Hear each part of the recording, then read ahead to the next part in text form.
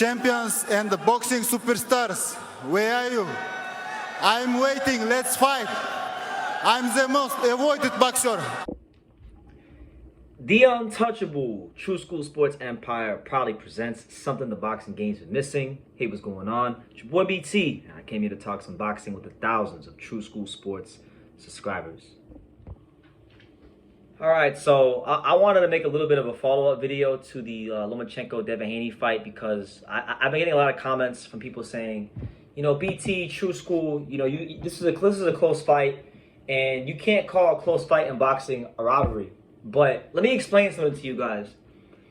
You can call close fights in boxing a robbery because if you can clearly see that a guy won a fight, I don't care if it's close. If the winner is clear, and the guy who earned the nod doesn't get the decision, the guy that didn't win didn't get the win. Therefore, it is a robbery. It is an injustice, and it deserves to be called as such. And that's what this is.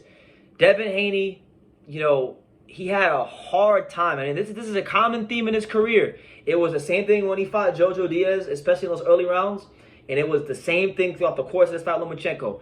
Devin Haney could not get the jab working against the southpaw stance. He had a hard time establishing the lead foot on the lead foot of Lomachenko. So his jab was not effective like it normally is, and it actually wound up. It was actually the body work of Devin Haney that kept him in the fight and kept him competitive and won him a lot of these rounds. It wasn't his jab. It wasn't, you know, any of that stuff.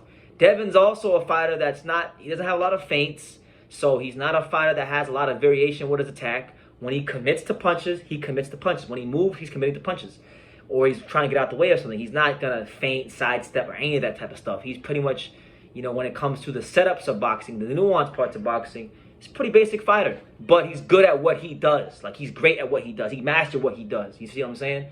So I feel like Lomachenko's feints, the athleticism, was what really was the difference in a lot of these rounds. And it allowed Lomachenko the space and the time to get off those punches and land, you know, 2, 3, 4 punches in succession against Devin Haney. So was it a close fight? Yes. Was it a great fight? Absolutely. But was it a robbery? You bet your ass it was. It was a robbery. Because that's what it deserves to be called. A freaking robbery. Lomachenko got robbed of doing one of the most historically great things I've ever seen from any fighter, which is being a younger fighter, or being an older fighter, I should say. Being an older fighter, fighting a younger fighter who's bigger than you, in his prime, in his youth, at his best, and beating him up, backing him up, and just absolutely, positively, you know, taking the fight right to him, taking the play from him. You know, it's a shame. It's a shame. And I'm not trying to say all this to demean Devin Haney. Like, I want to say all that and give Devin Haney his credit. Like, Devin Haney fought a very high-level fight, too. It takes two to tango. He's still a damn good fighter, Devin Haney. He's still a top fighter at lightweight. I don't think he won the fight. And a lot of people don't think he won the fight. Shakur Stevenson didn't think he won the fight. A lot of his own friends didn't even think he won the fight. Because that's the truth. That's the absolute truth. You know what I'm saying? So, And I say these things, right? I say these things, guys, right? Like, I'm not a Lomachenko fan. You guys know I'm not the biggest Lomachenko fan. But come on. Like, let's give credit where credit is due. It was a robbery. And now it's like you got Devin Haney, who, you know, I think when he goes to bed at night, deep down he knows he lost, if he's honest with himself. And I just feel like Devin is there to be beat. Like, look, come on, guys. Let's call a spade a spade. Like, he's not going to beat Shakur Stevenson if they fight. Like, we saw him having a hard time with the southpaw stance Lomachenko.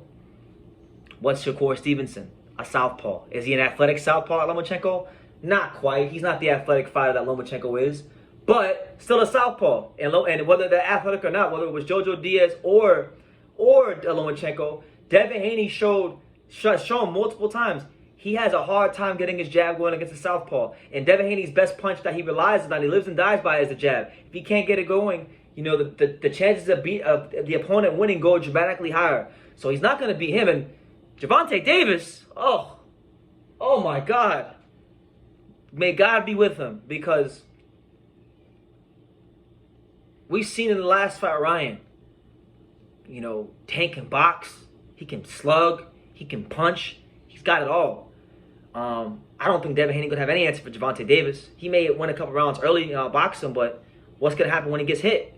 I mean, I think Devin Haney, he's still young. But the thing is, he's young. Like, I can't even say he's young, right? Because yes, he's young on paper. He's 24, but he's got 30 pro fights. He's got more fights than Errol Spence, for crying out loud. So he's young on age. He's young in age, but he's not young as far as boxing experience goes. He's a vet at this point. 30 pro fights is 30 pro fights. So, you know, I'm gonna say he's not young, and I'm gonna say he's in his prime, and I'm gonna say that he kind of is what he is. Like, he's not gonna change or deviate much from what he is right now. And I think that's gonna be problematic when he's fighting guys like Gervonta Davis, Shakur Stevenson, and guys like that. So how can they avoid, you know, losing those fights? By just not taking them. And that's what I think is probably going to happen. I think Bill Haney's a smart manager. He's not going to take those fights until the dollars make sense. He's a smart, you know, shrewd businessman from the mean streets of Oakland, California. So I don't feel like he's going to take these fights against Shakur and Tank until they're getting 10 million plus. And right now, them fights ain't worth 10 million plus for Devin. So I think Devin will be moved very carefully at 140. Against, you know, guys lower in the rankings, maybe like guys like Brandon Lee or something like that. Maybe he fights a T.O. or something like that. Or maybe they match him with Ryan Garcia and they reignite the whole amateur rivalry. And that's I think a more winnable fight for Devin and Ryan than some of the other fights. Maybe he fights Rolly, who knows? But I don't think, and I do not foresee Bill Haney allowing Devin Haney anytime soon. I'm talking about like anytime in his next 2-3 fights to fight the likes of Gervonta Davis and Shakur Stevenson, because he's having problems with southpaws getting that jab going. These guys are better. These guys are younger, fresher, and in some cases harder punching southpaws than Lomachenko. And it's just going to be a problem for him. So that being said, and established here on True School Sports, I wish Devin Haney nothing but the best. I hope he can improve. I still feel like the best is yet to come from in his career at 140, but I do not think he beat Lomachenko. And I will double down, I will triple down, and I will quadruple down on using the word robbery, because it was. And the thing about this fight, guys, is as many of you know who've been following me, is like, I didn't really care about this fight like the way I cared about other fights. I didn't. Like, you guys, there wasn't even a live last night because I was watching the greatest show on ice since Disney. I was watching the Panthers last night, so I didn't even go live because I was busy watching the Panthers. Right? I don't even like right now. I don't even care about boxing. Like, I care about boxing, but like I don't. Right now, I want to see the Panthers win the Stanley Cup. That's like a lifelong dream of mine, and we're 6 wins away from doing it. So we're very close. But like, I was able to be as about emotionally centered for a fight as I've been in a long time for this fight because I really did not care. But it wound up being a great fight, much better than I thought it would be. And shout out to both Haney and Lomachenko for putting on a great fight. I still feel like boxing won last night, you know. And Devin can get better from this experience, but he did not win that fight, and it was a robbery. And he needs to really find out a way, quickly and swiftly, how he can get that jab going against southpaws. Because, you know, if he's gonna fight Gervonta Davis, let's say he fights him, and he's gonna commit to being a body puncher against Tank, he gonna be in some trouble. Because Tank Davis is Lomachenko is a more classier fighter. He's looking for the cleaner punches up top, but Tank will hit anything he can find, and he's mean. He's a lot meaner than Lomachenko on that inside. So I just think like there's still some development to be had with Devin Haney if he wants to beat someone like a Gervonta Davis. But that's my take on the fight. Again, you know, some extended thoughts. Give me your extended thoughts in the comments down below. Make sure you guys take the time to subscribe. And like I say in every single one of these videos, you can love me or you can hate me, but I'm just a kid from dang it. So until next time, take care, guys. What I will say is this is my parting shot about this. I